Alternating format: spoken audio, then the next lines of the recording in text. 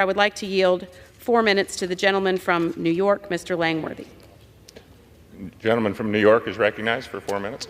Thank you, Mr. Speaker, and I thank the gentlewoman from Indiana for yielding me the time. Mr. Speaker, the American people are sick and tired of the new status quo at our nation's borders. The crisis that President Biden and Secretary Mayorkas have done nothing to stop is now affecting every state, in every town, every village and city, endangering the lives of innocent American citizens. 22-year-old woman Laken Riley in Georgia was brutally murdered and taken from her family by an illegal immigrant who should have been locked up.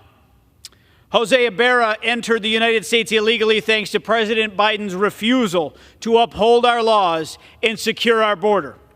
He was given a one-way ticket on the taxpayer's dime to New York City, a city that, thanks to Democrats in New York, has been declared a sanctuary city.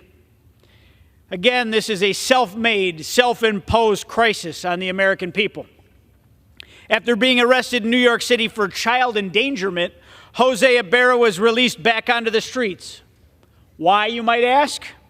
Because once again, the policies of the left, New York State's disastrous bail reform laws have turned the state's justice system into a revolving door for violent offenders. Democrats in New York City, New York State, and right here in Washington, they know damn well that this is the result of their senseless policies. The Biden administration's border crisis and New York's bail reform, they've shattered lives just not in my home state of New York, but also now in the state of Georgia. How many more American lives will it take for us to close the border? How many violent crimes will it take for this administration and Democratic leaders in cities and states across this country to end their disastrous policies that are endangering the American people and threatening the sovereignty of this country? I strongly support H.R. 7511, the Laken Riley Act, and I'm a proud co-sponsor because enough is enough, Mr. Speaker. House Republicans have passed one measure after another this Congress to bring security, real security, back to our border, and real change that ensures that the federal government upholds our immigration laws.